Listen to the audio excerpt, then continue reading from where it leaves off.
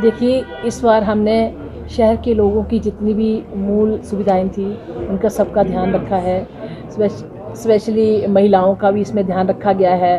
हमारे जो बेसहारा पशु हैं उनके लिए भी प्रावधान रखा गया है। पार्किंग्स, पार्क, जितनी भी मूलभूत सुविधाएं थी हमने सबको मद्देनज़र रखते हुए जो है इसमें बजट में प्रावधान रखा है कि जितने भी पार्कों के लिए हमने बजट दिया है वो सभी वार्ड्स के लिए है, कोई पर्टिकुलर किसी एक वार्ड के लिए नहीं है।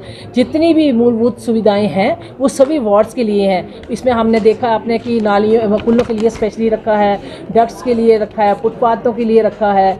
जहाँ गौ सदन का है वो भी सभी वार्ड्स की है, गौ सदन भी। आवारा पशुओं का जो रखा गया है, जितना भी बजट है वो सभी वार्ड्स में है, सबके वार्ड्स में इक्वल जो है इसका वो प्रावधान रखा गया है। ये इसमें हमने रखा है आपदा पर, आपने सुना होगा आपदा के लिए हमने कि जो भी नुकसान बरसात में होता है जो कुछ भी उसके लिए स्पेशली बजट रखा है, उसको भी हम इसमें मेंशन कर सकते हैं। जो इस वक्त लीकेज हो रही है सड़कों पे, ओपन में सीवरेज बह रहा है, इसमें मैं ऐड करना चाहूँगा कि सीवरेज के लेके जो सीवरेज ओपन कहीं पे जब नालियाँ टूटती हैं तो उसका जब हमने 1 करोड़ का रिपेयर और मेंटेनेंस ऑफ फैसिलिटीज़ रखा गया है, उसके अंतर्गत इसका प्रावधान है कि जहाँ पे अगर रिपेयर की ज़रूरत है सीवरेज के उसको करने के लिए वहाँ 1 करोड़ का प्रावधान किया गया है। जहाँ तक ये बात है कि कई लोगों का न्यूली मर्ज्ड एरिया में अभी अगर सीवरेज की लाइन बिछाने के लिए हमने भारत सरकार से पैसा मांगा है, जब वहाँ से अगर आएगा तो फिर उनमें लाइन बिछाई जाएगी। तब तक 10 करोड़ से की लागत से जो हिमाचल का पहला फीकल स्लज मैनेजमेंट प्लांट रखा है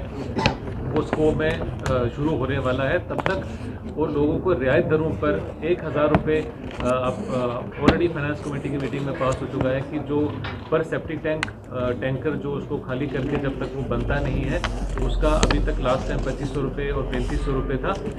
इस पे डिपेंड करता है कि कितना दूर है। अब उसका मिनिमम रेट जो है वो जो प्राइवेट वेंडर्स देते हैं उससे भी कम 1000 रुपया प्रति वो रखा गया है। तो इससे ये सोच है कि जब तक हमारा मूलभूत तरीके से पूरा फाइनेंस नहीं आता तब तक हम रिपेयर मेंटेनेंस का भी इंश्योर करेंगे सीवरेज की लाइंस का, और फीकल स्लज मैनेजमेंट को जो है प्लांट को भी हम सर ये तो था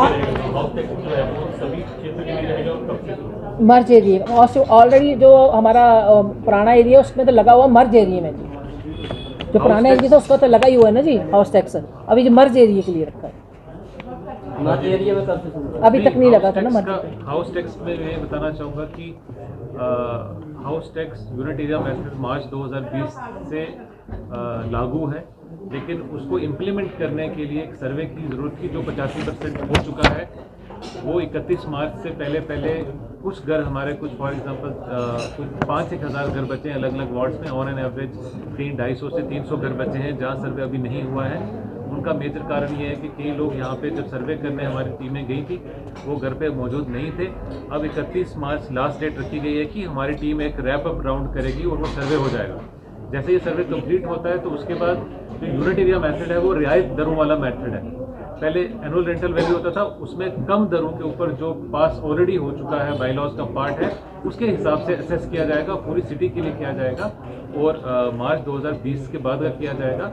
उसके हिसाब से कितना उसकी असेसमेंट आती है उस पर जो है फाइनेंस कमेटी हाउस एक डिसीजन लेगा कि कितना लोगों की देनदारी बनती है। इसमें मेजर काम फ़ायदे वाला ये है कि एक असेसमेंट ट्रांसपेरेंट है, कोई ये दिक्कत नहीं होगी किसी का ज़्यादा हो गया किसी कम हो गया, एक क्लियर फार्मूला है। और दूसरा उनकी पेमेंट के लिए हम ऑनलाइन सिटीजन सेवा पोर्टल जो है उसके थ्रू वो ऑनलाइन पे कर पाएंगे, तो उसमें लोगों की ईज़ ऑफ लिविंग भी बढ़ेगी कि उनको बार बार जो है दफ्तर के चक्कर काटने नहीं पड़ेंगे। ये बजट में प्रदेश सरकार से कितने की ग्रांट की इस बार प्रस्ताव रखा गया है? इसमें 104 मतलब प्रदेश सरकार और भारत सरकार दोनों से मिला के 104 से लेके 105 करोड़ रुपए जो है हमने मांगे हैं।